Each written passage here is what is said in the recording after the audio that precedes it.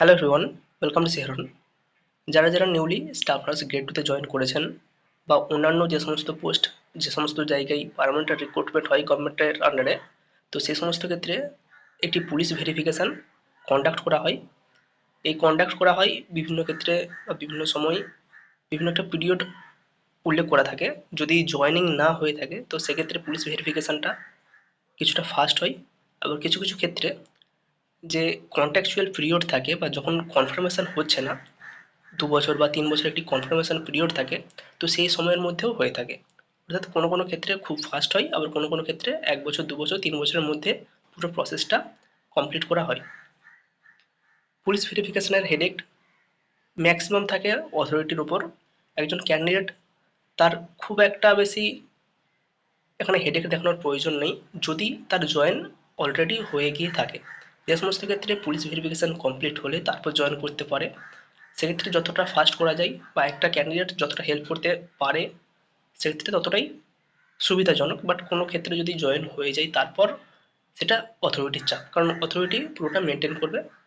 বাকি প্রবলেম বা বাকি যে কোনো প্রসিডিওর থাকুক না কেন সেটা অথরিটির উপর ডিপেন্ড করছে। তো যাই হোক, যারা স্টাফ নার্স গ্রেড 2 তে জয়েন করেছেন তাদেরও পুলিশ ভেরিফিকেশন হবে। কিছু কিছু জায়গায় এই পুলিশ ভেরিফিকেশনের যে রোল বা পিডিএফটা সেটা প্রোভাইড করা হয়ে গিয়েছে, কিছু কিছু জায়গায় এখনো দেওয়া হয়নি। এখানে যে 3টি পেজের একটি ফরম্যাট দেওয়া রয়েছে, এই ফরম্যাটটা ফিল আপ করতে হবে। কিছু কিছু জায়গায় মনে হয় ভুল রয়েছে, সেই জায়গাগুলো দেখে ফিল আপ করা প্রয়োজন। এবং যেই জায়গা থেকে এই ফর্মটা ডিস্ট্রিবিউট করা হচ্ছে বা দেওয়া হচ্ছে একজন ক্যান্ডিডেটকে, সেই জায়গাতেই মেক শিওর হয়ে যাও কোন কোন জায়গা ফিল আপ করতে হবে, কোন কোন জায়গা ফিল আপ করা উচিত নয়।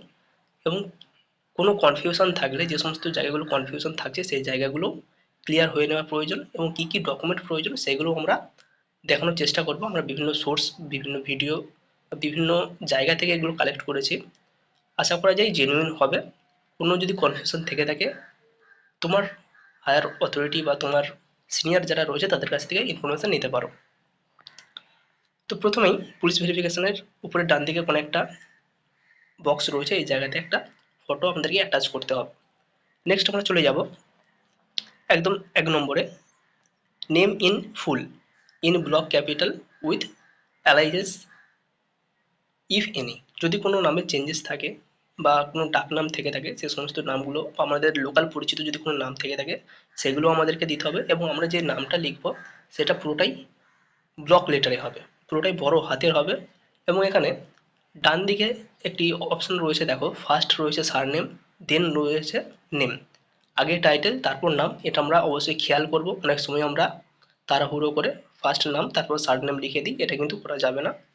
এটা ক্লিয়ারলি এখানে উল্লেখ রয়েছে ফার্স্ট সারনেম। এবং যদি আমরা কোনো ক্ষেত্রে কোনো নামের অংশ বাদ দিয়ে থাকি, কোনো চেঞ্জ করে থাকি, কোনো টাইটেল চেঞ্জ করে থাকি, সেটা একজন বিবাহিতা মহিলার ক্ষেত্রেও হতে পারে, বা কোনো ছেলেও যদি তার নাম চেঞ্জ করে থাকে, সেগুলো এখানে উল্লেখ করতে হবে ডিটেলসে। নেক্সট বলা হয়েছে 2 নম্বর, the name of the post and the service applied for. কোন পোস্টের জন্য আমরা অ্যাপ্লাই করেছিলাম এবং কোন পোস্টে আমরা এখন কাজ করছি সেটা অথরিটি উল্লেখ করে দেবে এখানে কি লিখতে হবে। আমরা হয়তো স্টাফ নার্স গ্রেড 2 লিখলাম, এখানে স্টাফ নার্স গ্রেড 2 লেখা হবে নাকি নার্সিং অফিসার লেখা হবে, সেটা অবশ্যই অথরিটির কাছ থেকে ক্লিয়ার করে নেওয়া উচিত। নেক্সট রয়েছে present address in full, that is village, thana, district, house number, lane or street or road and pin number.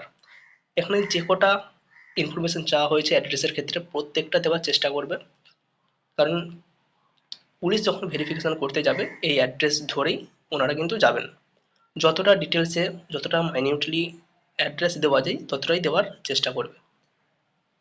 Village অবশ্যই গ্রামের নাম দিতে হবে, থানার নাম ম্যান্ডেটরিলি দিতে হবে, কারণ যেই থানার নাম আমরা এখানে দিচ্ছি সেই জায়গাতেই এই ভেরিফিকেশনের যে মাস্টার রোল রয়েছে, ভেরিফিকেশন রোলটা রয়েছে সেটা কিন্তু পাঠানো হবে। আমরা সমস্ত ডকুমেন্ট এই যে ফিল আপ করছি এগুলো কিন্তু আমরা আমাদের অথরিটিকে প্রোভাইড করব। ওখান থেকে কোন থানায় আমার বাড়ি, কোন জায়গায় আমার পার্মানেন্ট অ্যাড্রেস, সেই থানাতে এগুলো কিন্তু পাঠানো হয়ে থাকবে। সুতরাং ভিলেজ, থানা, ডিস্ট্রিক্ট, আমাদের যদি লোকাল কোনো অ্যাড্রেস থেকে থাকে, বাড়ির আশেপাশে যদি কোনো অ্যাড্রেস থেকে থাকে, সেগুলো আমরা এখানে উল্লেখ করব, পিন নাম্বার ঠিকঠাকভাবে উল্লেখ করব। 4 নম্বর পয়েন্টে বলা হয়েছে home address in full. Home address অর্থাৎ আমাদের যেটা পার্মানেন্ট অ্যাড্রেস, আমরা যে জায়গা থেকে এসেছি সেই জায়গারই নাম দেবো। প্রেজেন্ট অ্যাড্রেস এবং হোম অ্যাড্রেস যদি আমরা একই রাখতে পারি সেক্ষেত্রে আমাদের সুবিধা, আমাদের ভেরিফিকেশান করতে অনেকটা সুবিধাজনক হবে, অনেক দ্রুত হবে, অনেক ফাস্ট হবে। প্রেজেন্ট অ্যাড্রেস হয়তো কোনো জায়গায় আমরা কাজ করতে গিয়েছি, 1 মাস 2 মাস 3 মাস 4 মাস 5 মাস কাজ করছি বা সেই জায়গায় রয়েছি, সেক্ষেত্রেও আমরা যদি হোম অ্যাড্রেস দিয়ে থাকি কোনো ভুল নয়, কোনো অসুবিধা হবে না, সেক্ষেত্রে আমাদের ভেরিফিকেশান ফাস্ট হবে এবং এই হোম অ্যাড্রেস এবং প্রেজেন্ট অ্যাড্রেস সেম দেওয়ার চেষ্টা করাটাই বেটার। নেক্সট আমাদের রয়েছে হোম অ্যাড্রেসেও ভিলেজ, থানা, ডিস্ট্রিক্ট প্রত্যেকটা কিছুই ডিটেলসে উল্লেখ করা থাকবে। If originally A resident of Pakistan, Bangladesh, এগুলো তো আমাদের কোনো ক্ষেত্রে প্রযোজ্য নয়, সেক্ষেত্রে আমরা এগুলো অ্যাভয়েড করে যাব। নেক্সট রয়েছে 5 নম্বর পয়েন্টে particulars of place where you have resided for more than 1 year during the proceeding 5 year. Last 5 বছরের কোনো জায়গায় যদি আমরা 1 বছরের বেশি থেকে থাকি, সেই জায়গা এখানে উল্লেখ করতে হবে, অবশ্যই এখানে উল্লেখ করতে হবে। এখানে একটা বলে রাখা ভালো বা আমাদের সুবিধার জন্য এটা করে রাখা উচিত, যদি আমরা এক্সপিরিয়েন্সে না দেখিয়ে থাকি যে এই প্রাইভেট হসপিটালে কাজ করেছে বা এই জায়গায় আমরা কাজ করেছি, সেক্ষেত্রে আমার যেটা মনে হয় হোম অ্যাড্রেস দিয়ে দেওয়াই ভালো, যে আমরা এক জায়গাতেই থেকেছি। যখনই অন্য থানা, অন্য ডিস্ট্রিক্ট চেঞ্জ হবে, তখনই সেই ভেরিফিকেশানটা আরও লেন্দি হয়ে যাবে। যদি কোনো সরকারি চাকরি করতে আমরা অন্য কোনো ডিস্ট্রিক্টে থেকে থাকি, অন্য কোনো ডিস্ট্রিক্টে গিয়ে থাকি, সেক্ষেত্রে আমরা অবশ্যই উল্লেখ করব, হ্যাঁ আমরা এই জায়গাতে ছিলাম, 1 বছর 2 বছর এই জায়গাতে ছিলাম, সেটাই আমরা উল্লেখ করব যদি আমরা এখানে কোনো এক্সপিরিয়েন্স শো করে থাকি। যদি আমরা সেটা না করে থাকি, এটা অ্যাভয়েড করে যাওয়াই বেস্ট, কারণ সেক্ষেত্রে আমাদের প্রসেসটা ঠিকঠাকভাবে আরও দ্রুত স্মুথলি হবে। এখানে 5টা কলাম রয়েছে, যেহেতু 5 বছরের চাওয়া হয়েছে এবং 1 বছরের ওপর যদি কোনো জায়গায় থেকে থাকি তারই ডিটেলস এখানে বসাতে বলা হয়েছে। ফ্রম টু, কবে থেকে থাকছি, কতদিন থাকছি এবং যেই জায়গায় ছিলাম তার ফুল ডিটেলস আমাদেরকে দিতে হবে। Village, thana, district, house number, lane, road, pin number, প্রত্যেকটা জিনিসই আমাদেরকে এখানে প্রোভাইড করতে হবে। 6 নম্বর পয়েন্টে যেটা রয়েছে ফাদার্স রিলেটেড কিছু ডিটেলস এখানে দেওয়া হবে। Father's name in full with aliases if any. বাবার এখানে নাম, আগে নাম তারপর সারনেম আমরা দিতে পারি, কোনো এখানে প্রবলেম নেই, কারণ এখানে আগে সারনেম দিতে হবে পরে নাম দিতে হবে, এরকম কোনো উল্লেখ নেই। বাবার যদি কোনো লোকাল পরিচিত বা পরিচিতি থেকে থাকে সেটা এখানে উল্লেখ করে দেওয়া বেস্ট, কারণ ওনাদের ফাইন্ড আউট করতে সুবিধা হবে।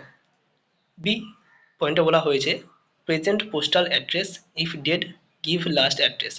বাবা যদি বেঁচে থাকেন তো আমরা হোম অ্যাড্রেস বা যেখানে বাবা রয়েছেন সেই অ্যাড্রেসই দেবো।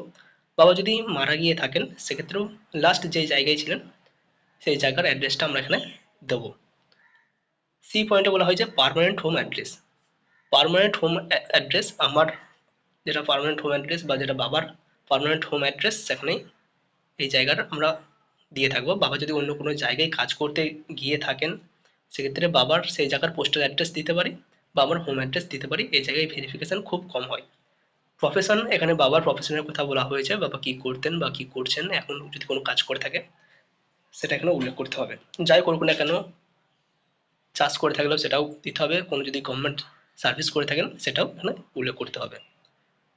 পরের পয়েন্টে বলা হয়েছে ইফ এনি সার্ভিস, যদি কোনো কাজ করে থাকেন, give designation and official address, কোন পোস্টে কাজ করছেন, কোন ডেজিগনেশনে কাজ করছেন এবং যেই অফিসে বা যেই জায়গায় কাজ করছে তার ডিটেলস এখানে দিতে হবে। 7 নম্বর পয়েন্টে বলা হয়েছে nationality of father, mother, husband, wife. এখানে প্রত্যেকেরই ন্যাশনালিটি দিতে হবে, বাবা কি, মা কোথাকার, প্রত্যেকটা এখানে ডিটেলস দিতে হবে। এগুলো আশা করি খুব ইজি, খুব একটা প্রবলেম এখানে হবে না। 8 নম্বর পয়েন্টে বলা হয়েছে এক্স্যাক্ট ডেট অফ বার্থ। এখানে ক্যান্ডিডেটের এক্স্যাক্ট ডেট অফ বার্থ রয়েছে, সেটা এখানে বসাতে হবে। To be supported by birth register certificate or admit card of West Bengal board of secondary education or any recognised board. আমাদের যদি মাধ্যমিকের অ্যাডমিট কার্ড থেকে থাকে সেটাও দেবো, যদি অ্যাডমিট কার্ড নাও থেকে থাকে, যদি আমাদের বার্থ সার্টিফিকেট থেকে থাকে সেটা এখানে আমরা অ্যাটাচ করব। অবশ্যই যেটা এক্স্যাক্ট রয়েছে, যেটা ঠিক রয়েছে বা আমাদের ম্যাক্সিমাম ডকুমেন্টে যেটা রয়েছে সেটা এখানে দেওয়ার চেষ্টা করবে। কারণ যদি বার্থ সার্টিফিকেটে একরকম থাকে, অ্যাডমিট কার্ডে একরকম থাকে, সেক্ষেত্রে বার্থ সার্টিফিকেট অ্যাভয়েড করে যাওয়াই বেস্ট। প্রেজেন্ট এজ, আমার আজকের দিনে বা যেদিন আমরা ফর্ম ফিল আপ করছি সেই দিন অনুযায়ী যে ডেট অফ বার্থ থাকছে, সরি যে এজ থাকছে সেটা আমরা এখানে ক্যালকুলেট করব। এখানে এজ, মান্থ, ডে প্রত্যেকটাই ক্যালকুলেট করে বসাতে হবে। 23 বছর, 24 বছর, 5 মাস, 7 দিন, 8 দিন, 9 দিন, যার যেটা হচ্ছে সেটা সেখানে উল্লেখ করতে হবে। Age of matriculation or school final, আমরা মাধ্যমিক দিয়েছি কোন কত বছর বয়সে সেটা এখানে উল্লেখ করতে হবে। 17 বছর, 18 বছর, 19 বছর, যে যেটা হবে সে সেটা এখানে উল্লেখ করবে। 9 নম্বর পয়েন্টে বলা হয়েছে place of birth, district and state in which it is situated, যেই জায়গায় আমাদের জন্ম হয়েছে যদি বার্থ সার্টিফিকেট থেকে থাকে তো সেখানে পুরো ডিটেলস রয়েছে, সেটা আমাদেরকে এখানে উল্লেখ করতে হবে। District and state to which you belong, birth অন্য জায়গায় হতে পারে, অন্য হসপিটাল হতে পারে, অন্য ডিস্ট্রিক্ট হতে পারে। আমরা বর্তমানে আমাদের যেটা পার্মানেন্ট অ্যাড্রেস রয়েছে বা হোম অ্যাড্রেস রয়েছে সেই হোম অ্যাড্রেসের ডিটেলস এখানে বি পয়েন্টে বসাবো। 10 নম্বর পয়েন্টে বলা হয়েছে স্টেট ইউর রিলিজিয়ান, এখানে যার যারটা ধর্ম সেটা এখানে বসাতে হবে। Are you member of schedule caste, schedule tribe or OBC, answer yes or no. যদি কোনো রিজার্ভেশন থেকে থাকে এসসি, এসটি, ওবিসি, তো যদি থেকে থাকে ইয়েস, যদি না থেকে থাকে সিম্পলি নো। যদি ইয়েস হয়ে থাকে সার্টিফিকেটের নাম্বার এখানে বসাতে হয় এবং সার্টিফিকেটের একটা কপি অ্যাটাচ করতে হয় পরবর্তীকালে যখন ভেরিফিকেশান হবে। 11 নম্বর পয়েন্টে বলা হয়েছে educational qualification showing place of education with year in school and colleges, এখানে আমাদের এডুকেশনাল কোয়ালিফিকেশান দিতে হবে। আমরা মাধ্যমিক থেকে এটা দিলেই হবে, মাধ্যমিকের আগেরগুলো যদি আমরা নাও দিই খুব একটা প্রবলেম নেই। আমরা 5 থেকে স্কুল লিভিং সার্টিফিকেট পেয়ে থাকি বা কোনো কোনো ক্ষেত্রে ক্লাস 4 থেকে স্কুল লিভিং সার্টিফিকেট পেয়ে থাকি। কোনো কোনো যে সমস্ত প্রাইমারি স্কুলে ক্লাস 4 পর্যন্ত রয়েছে সেখানে 4-এর আমরা স্কুল লিভিং সার্টিফিকেট পাই, বা যেখানে 5 পর্যন্ত রয়েছে তারপর আমরা স্কুল লিভিং সার্টিফিকেট পাই। কারো যদি ক্লাস 5-এর স্কুল লিভিং সার্টিফিকেট থেকে থাকে সে সেটা এখানে উল্লেখ করতে পারো। যদি না থেকে থাকে আমরা লাস্ট আমাদের যেটা সবথেকে বোর্ডের পরীক্ষা আমরা বলে থাকি, ফার্স্ট যেটা বোর্ডের পরীক্ষা হয়ে থাকে মাধ্যমিক, তো মাধ্যমিক আমরা কোন মাধ্যমিকের জন্য আমরা কোন স্কুলে অ্যাডমিশান নিয়েছি, কত সালে এন্ট্রি করেছি, এবং মাধ্যমিকের পর যদি আমরা অন্য কোনো স্কুলে গিয়ে থাকি তো সেটার স্কুল লিভিং সার্টিফিকেট এখানে দিতে হবে। মাধ্যমিক, উচ্চ মাধ্যমিক এবং জিএনএম বা বিএসসি যার যেটা রয়েছে সেটা এখানে উল্লেখ করতে হবে। 12 নম্বর পয়েন্টে বলা হয়েছে if you have any time been employed give details, কেউ যদি কোনো চাকরি করে থাকে, কোনো জব করে থাকে সেটা এখানে উল্লেখ করতে হবে। সেটা প্রাইভেট হোক বা গভর্নমেন্ট হোক প্রত্যেকটাই উল্লেখ করা যায়, উল্লেখ করা যাবে। কারো যদি মনে হয়ে থাকে যে সমস্ত প্রাইভেট হসপিটাল বা নার্সিংহোমে কেউ কাজ করেছো সেগুলো উল্লেখ করবে, সেগুলো উল্লেখ করতে পারো। কোন পোস্ট ছিল সেটা উল্লেখ করতে হবে, কত থেকে কত তারিখ পর্যন্ত আমরা কাজ করছি সেটা এখানে উল্লেখ করতে হবে, যেই জায়গায় কাজ করছি তার ডিটেলস এখানে উল্লেখ করতে হবে। অনেক ক্ষেত্রে আমরা প্রাইভেট নার্সিংহোম বা হসপিটালের এগুলো ডিটেলস নাও দিতে পারি, ভেরিফিকেশান লেন্দি হয়ে যায় এক্ষেত্রে, যেহেতু অন্যান্য ডিস্ট্রিক্ট, অন্যান্য থানা চেঞ্জ হয়ে থাকে সেক্ষেত্রে লেন্দি হয়ে থাকে। বাট আমাদের যদি থানা চেঞ্জও হয়ে থাকে, আমাদের যদি কোনো গভর্নমেন্ট সার্ভিস হয়ে থাকে, সেটা গভর্নমেন্টের কন্ট্রাকচুয়াল পোস্টও যদি হয়ে থাকে সেটা অবশ্যই আমাদেরকে এখানে উল্লেখ করতে হবে। এনএইচএমের আন্ডারে স্টাফ নার্স হোক বা সিএইচও হোক বা অন্যান্য ল্যাব টেকনিশিয়ান, যে কোনো পোস্টে আমরা কাজ করে থাকি না কেন তার ডিটেলস এখানে অবশ্যই দিতে হবে, কারণ গভর্নমেন্টের কাছে তার রেকর্ড রয়েছে, এগুলো আমাদেরকে উল্লেখ করতেই হবে। কত তারিখ থেকে জয়েন করেছি তার ডকুমেন্ট হিসাবে ওনারা কিন্তু পরবর্তীকালে জয়েনিং লেটার এবং লিভিং যে সার্টিফিকেট বা রিজাইন দেওয়ার যে সার্টিফিকেট যেটা গভর্নমেন্ট অ্যালোকেট করছে সেটা এখানে প্রোভাইড করতে হবে। জয়েনিং লেটারের একটা ডেট আমরা পেয়েই থাকি, যেটা সিএমওইচ অফিস বা যে জায়গার জেনারেলি এনএইচএম আন্ডারে সিএমওইচ অফিসেই জয়েন করতে হয়, তো সেখান থেকে একটি লেটার আমরা পেয়ে যাব, জয়েনিং লেটার, এবং যেটা রিজাইন দিয়েছি তার একটি লেটার ওনারা প্রোভাইড করে থাকেন। সেই দুটো ডেট এখানে কিন্তু আমরা বসিয়ে দিতে পারবো, কোন জায়গায় কাজ করছি সেটা এখানে উল্লেখ করতে পারবো। 13 নম্বর পয়েন্টে বলা হয়েছে have you ever been convicted by court of any offence or charge sealed by a police in connection with any criminal proceeding, যদি আমাদের এগেনস্টে কোনো ক্রিমিনাল কেস থেকে থাকে, কোনো চার্জশিট গঠন হয়ে থাকে, তৈরি হয়ে থাকে, তো সেটা আমাদেরকে এখানে উল্লেখ করতে হবে ইয়েস, এবং তার ডিটেলস, ফুল ডিটেলস, তার যে নাম্বার বা মেমো নাম্বার যেগুলো রয়েছে সেগুলো আমাদেরকে এখানে উল্লেখ করতে হবে। 14 নম্বর পয়েন্টে বলা হয়েছে name of two responsible person of your locality and two referees to whom you are known, তোমাকে চেনে বা তোমার সাথে পরিচিত এরকম দুজন ব্যক্তির এখানে নাম উল্লেখ করতে হবে। প্রয়োজনে তাদের মোবাইল নাম্বার দেওয়া যেতে পারে, তাদের অ্যাড্রেস এবং তাদের নাম। আমরা এখানে পুরোটা দিতে পারবো না, অ্যাড্রেস হয়তো পুরোটা দেওয়ার প্রয়োজন নেই বা দেওয়া যাবেও না। তো তার নাম এবং তার মোবাইল নাম্বার আমরা এখানে উল্লেখ করতে পারি, যাতে পুলিশ ভেরিফিকেশনের সময় সেটা সুবিধা হয়ে থাকে। নেক্সট 3 নম্বর পেজে বলা হয়েছে, I certify that the foregoing information is correct and complete to the best of my knowledge and belief. I am not aware of any circumstances which might impair my firmness for employment under government. I understand that submission of false information will make me ineligible for employment. তো এখানে আমরা একটা self declaration দিচ্ছি, তো এক্ষেত্রে signature of candidate রয়েছে, এই জায়গায় আমার নাম থাকবে, বাম দিকে ডেট এবং প্লেস এখানে উল্লেখ করতে হবে। নেক্সট পরের পয়েন্টেই এখানে একটু আমাদের কনফিউশন থাকবে, কারণ লেটার মধ্যে যে এটা রয়েছে এখানে একটু কিছুটা আমার মনে হয় ভুল রয়েছে, একটু চেঞ্জ করার প্রয়োজন রয়েছে। Certificate to be signed by gazetted officer or member of legislative or other authority prescribed by appointing authority. তো এখানে একটি ডিক্লারেশন রয়েছে, certificate that I have known Shri বা শ্রীমতী, তো এখানে ক্যান্ডিডেটের নাম থাকবে, সন অফ তার প্যারেন্টস বাবা অথবা মায়ের নাম থাকবে, নোন ফর লাস্ট কত বছর ধরে তোমাকে চেনে সেটা একটা উল্লেখ করতে হবে। তারপরেই দেখো এখানে মেন প্রবলেমটা হচ্ছে সিগনেচার অফ ক্যান্ডিডেট। এখানে কিন্তু ক্যান্ডিডেটের সিগনেচার হওয়ার কথা নয়, কারণ আমাকে চেনে কেউ একজন, তার এখানে সিগনেচার হওয়ার রয়েছে, বাট এই জায়গায় সিগনেচার অফ ক্যান্ডিডেট এই জায়গায় আমার মনে হয় চেঞ্জ হওয়ার দরকার। এই জায়গায় সিগনেচার, জাস্ট সিগনেচার বা যিনি এখানে এটা প্রোভাইড করছেন গ্যাজেটেড অফিসার, এখানে তার সিগনেচার হওয়ার প্রয়োজন রয়েছে। বাম দিকে ডেট এবং প্লেস, এই জায়গায় আপাতত কেউ সিগনেচার করবে না, কারো করা উচিত নয়। আই থিঙ্ক এই জায়গায় গ্যাজেটেড অফিসার যিনি রয়েছেন, যিনি আমাকে চেনেন, তার এখানে সিগনেচার হওয়ার প্রয়োজন রয়েছে। নেক্সট রয়েছে designation or status and address. এখানে যিনি সাইন করছেন তার কি ডেজিগনেশন রয়েছেন, তার অ্যাড্রেস যেটা রয়েছে সেটা এখানে বসাতে হবে। নেক্সট তারপরেই রয়েছে signature and designation of the issuing officer and the name of the officer in full address and date. এই জায়গাতেও আমাদের সাইন করার প্রয়োজন নেই, এটা অফিস ওয়ার্ক। যেটা যখন আমরা পুলিশ ভেরিফিকেশন করছি, তো যিনি ইনচার্জ রয়েছেন বা পুলিশ থানা থেকে আমাদের যেটা দেওয়া হচ্ছে, তিনি এই জায়গায় সাইন করবে। তো এই জায়গার দুটো জায়গায় আমাদের কোনো সাইন করার প্রয়োজন নেই। সিগনেচার অফ ক্যান্ডিডেট এই জায়গাতে আমরা সাইন করবো না আপাতত, কারণ এই জায়গায় গ্যাজেটেড অফিসার সাইন করার কথা। এবং তার নিচে যেটা রয়েছে signature and designation of the issuing officer, যিনি ইস্যুই করছেন আমাদেরকে এই সার্টিফিকেট, এখানে তার সাইন হওয়ার কথা।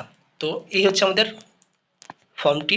কারো যদি প্রয়োজন পড়ে থাকে 7074549271 এতে হোয়াটসঅ্যাপ করে ফর্মটা কালেক্ট করে নিতে পারো, অথবা আমাদের যে অথরিটি রয়েছে তারা কিন্তু এটা প্রোভাইড করে দেবে।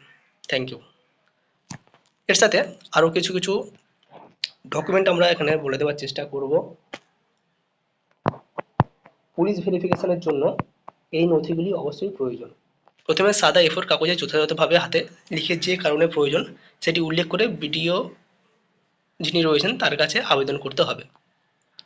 তো এখানে বিডিও অফিসে আমাদেরকে একটি অ্যাপ্লিকেশন দিতে হবে যে আমি এই কারণের জন্য আমরা একটি পুলিশ ভেরিফিকেশন সার্টিফিকেট চাইছি। এরপর এখানে কি কি ডকুমেন্ট প্রয়োজন বলা হয়েছে, 1 নম্বরে গ্রাম পঞ্চায়েত প্রধানের দেওয়া স্থানীয় বাসিন্দার শংসাপত্রে অবশ্যই এক্সিকিউটিভ অ্যাসিস্ট্যান্ট অথবা সেক্রেটারি সাহেবের কাউন্টার সিগনেচার থাকতে হবে, না হলে কোনো শংসাপত্র দেওয়া যাবে না। অর্থাৎ আমাদের প্রধানের কাছ থেকে বা পঞ্চায়েত থেকে একটি রেসিডেন্সিয়াল সার্টিফিকেট নিতে হবে। যে কারণে শংসাপত্রের প্রয়োজন তার আসল কপি দেখাতে হবে, সঙ্গে জেরক্স দিতে হবে, যেমন call letter, joining letter, rally সংক্রান্ত বা 70 বছরের পরীক্ষা ভর্তি। তো আমাদের জয়েনিং লেটার রয়েছে, সেটা আমরা এখানে 1 কপি জেরক্স দেবো। পরিচয় প্রমাণপত্র হিসাবে ভোটার কার্ড, আধার কার্ড বা সামরিক পরিচয়পত্র, সরকারি পরিচয়পত্র যার যেটা রয়েছে, পাসপোর্ট, ড্রাইভিং লাইসেন্স, সেটা আমরা 1 কপি জেরক্স দেবো। জন্মের প্রমাণপত্র হিসাবে অ্যাডমিট কার্ড অথবা আমাদের জন্মের যদি বার্থ সার্টিফিকেট থেকে থাকে সেটা আমরা এখানে প্রোভাইড করব। জমির পর্চা, বাবার ভোটার কার্ড, আধার কার্ড, এগুলো অবশ্যই দিতে হবে। আবেদনের সাথে মিলছে এমন দলিল দেখাতে হবে। অনেকের ক্ষেত্রে বাবা মায়ের নামের চেঞ্জ হয়ে থাকে, প্রবলেম থেকে থাকে। একজন ক্যান্ডিডেটের হয়তো তার ডকুমেন্টের সমস্ত কিছু ঠিকঠাক রয়েছে, বাট বাবা বা মায়ের যে আধার কার্ড বা ভোটার কার্ড রয়েছে সেখানে নামের ভুল থেকে থাকে। তো সেক্ষেত্রে আমরা এফিডেভিট দিতে পারি প্রয়োজনে, যদি ওনারা চেয়ে থাকেন অবশ্যই এফিডেভিট দেওয়া উচিত। নেক্সট রয়েছে কেউ ভাড়া বাড়িতে বসবাস করলে ভাড়া বাড়ির প্রমাণপত্র, যেমন ভাড়ার রসিদ, নো অবজেকশন সার্টিফিকেট, জমির মালিকের পর্চা, ভোটার কার্ড, আধার কার্ড, এই সমস্ত জিনিস দিতে হয়। তো এটা ভাদুরিয়া নর্থ চব্বিশ পরগনার বিডিও অফিস থেকে ইস্যু করা হয়েছে, বা এটা উল্লেখ করা রয়েছে যে এই সমস্ত ডকুমেন্টগুলো পুলিশ ভেরিফিকেশনের জন্য প্রয়োজন। তো এটা একটা অবশ্যই বিডিও অফিস থেকে ইনস্ট্রাকশন দেওয়া রয়েছে এই সমস্ত ডকুমেন্টগুলো প্রয়োজন। আশা করি অন্যান্য জায়গাতেও এই সমস্ত ডকুমেন্টগুলো যদি আমরা প্রোভাইড করে থাকি, আমাদের পুলিশ ভেরিফিকেশন হয়ে যাবে। অনেক ক্ষেত্রে পুলিশ নিজে গিয়ে ভেরিফিকেশন করেন, স্কুলে গিয়ে যে জায়গা থেকে আমরা মাধ্যমিক, উচ্চ মাধ্যমিক পাস আউট হয়েছি, বা যেখান থেকে জিএনএম বা বিএসসি নার্সিং করেছি, সেই জায়গাতে গিয়ে পুলিশ নিজে গিয়ে ভেরিফিকেশন করতে পারে। আবার কোনো কোনো ক্ষেত্রে স্কুল লিভিং সার্টিফিকেট আমাদের ক্যান্ডিডেটকে নিয়ে আসতে হতে পারে। এবং যেই জায়গায় আমরা লাস্ট এক্সপিরিয়েন্স দেখেছি, কাজ করেছি, এরকম উল্লেখ করছি, সেই জায়গাগুলো পুলিশ নিজেই ভেরিফিকেশন করে নেয়। তো এইভাবে আমরা আমাদের ডকুমেন্ট ভেরিফিকেশন করতে পারি, পুলিশ ভেরিফিকেশন করে নিতে পারি।